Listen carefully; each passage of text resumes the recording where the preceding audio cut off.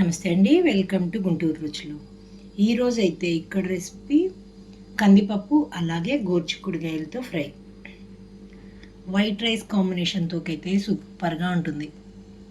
గోర్చిక్కుడుగాయ అనగానే చాలామంది పీచులాగా ఉంటుంది కాబట్టి ఇష్టపడరు. కానీ ఇందులో మంచి ఫైబర్ అయితే మనకు ఉంటుందండి.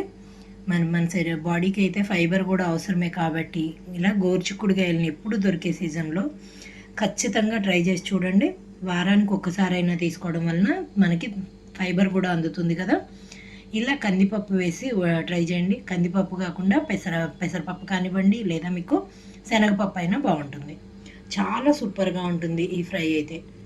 మరి ఇంకెందుకు ఆలస్యం, ఒకసారి ట్రై చేసి చూడండి. ఈరోజైతే ఇక్కడ గోర్చిక్కుడుగాయ ఫ్రై. దీనికోసం అయితే ఇక్కడ గోర్చిక్కుడుగాయలు చిన్నగా ఇలా ముక్కలుగా కట్ చేసుకున్నాను. ఇందులోకి కందిపప్పు అయితే తీసుకుంటున్నాను. మీరు శనగపప్పు అయినా బాగుంటుంది, పెసరపప్పు అయినా బాగుంటుంది. వీటన్నిటిని నేను అయితే ఒక ప్రెషర్ కుక్కర్లోకి తీసేసుకుంటున్నాను. ముందుగా ఒక విజిల్ వచ్చే వరకు ఉడికించుకుంటున్నాను. అలాగే కందిపప్పును కూడా 5 నిమిషాలు నానబెట్టుకున్నానండి. వీటన్నిటిని కూడా ప్రెషర్ కుక్కర్లోకి తీసేసుకుంటున్నాను. ఇందులోకి ఎక్కువ వాటర్ అయితే వేయకుండా ఒక 2 కప్పున్నర వరకు వాటర్ వేసుకుంటున్నాను.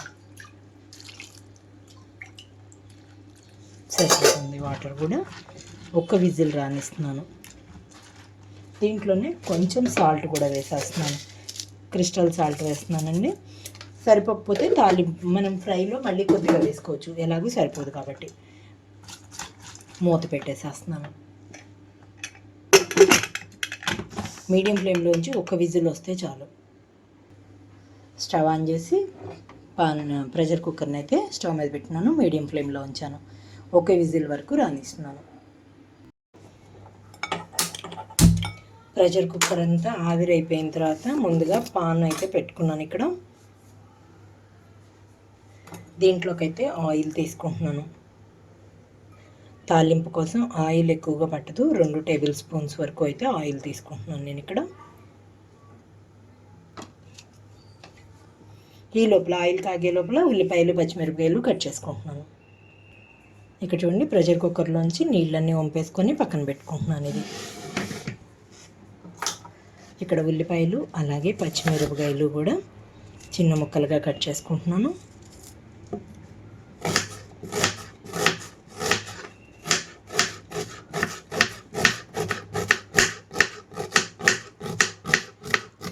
సన్నగా తరిగితే ఏంటంటే చాలా త్వరగా కూడా వేగిపోతాయి.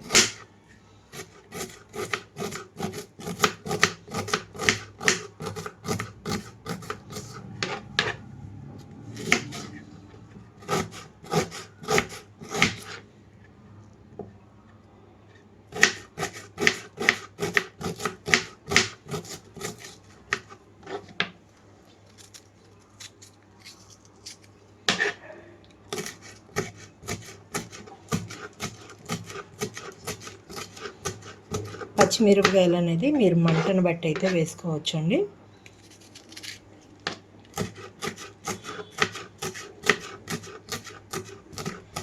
మొత్తం కట్ చేసుకున్నాక తాలింపు గింజలన్నీ వేసేసుకుంటున్నాను.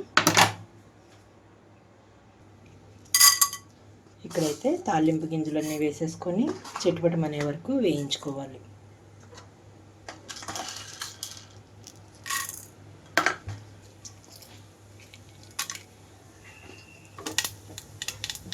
ఇవన్నీ వేగేటప్పుడే ఇందులోకి కొద్దిగా నలకొట్టి పెట్టుకున్న వెల్లుల్లి రెమ్మలు కూడా వేసేస్తున్నాను.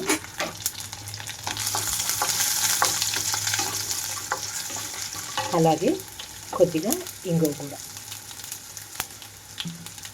దీంతో పాటుగా కొన్ని కరివేపాకు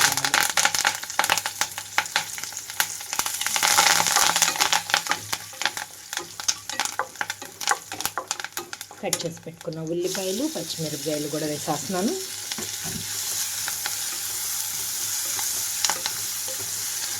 మూత పెట్టేసేసి ఉల్లిపాయలంతా కూడా వేగిపోయే వరకు ఉంచాలి.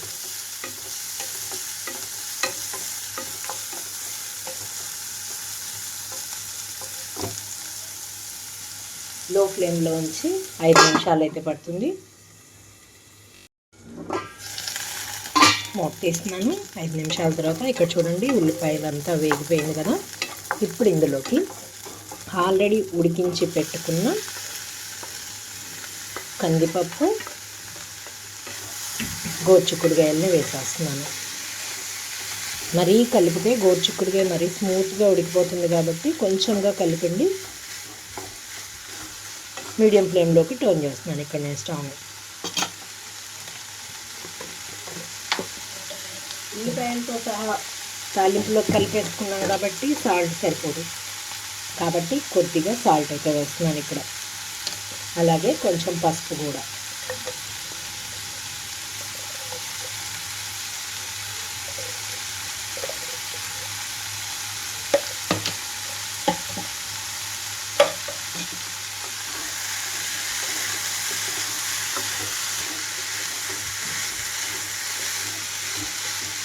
రెండు నుంచి 3 నిమిషాల పాటు ఇలాగే ఉంచేస్తున్నాను. అలాగే కారం కూడా కలిపేస్తున్నాను ఇప్పుడు.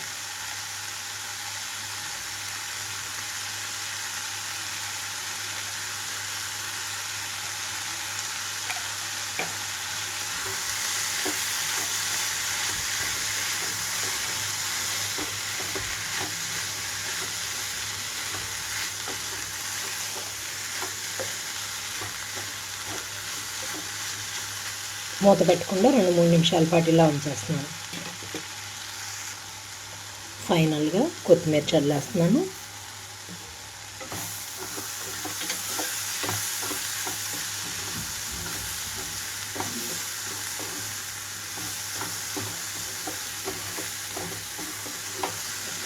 స్టవ్ అయితే ఆఫ్ చేస్తున్నాను.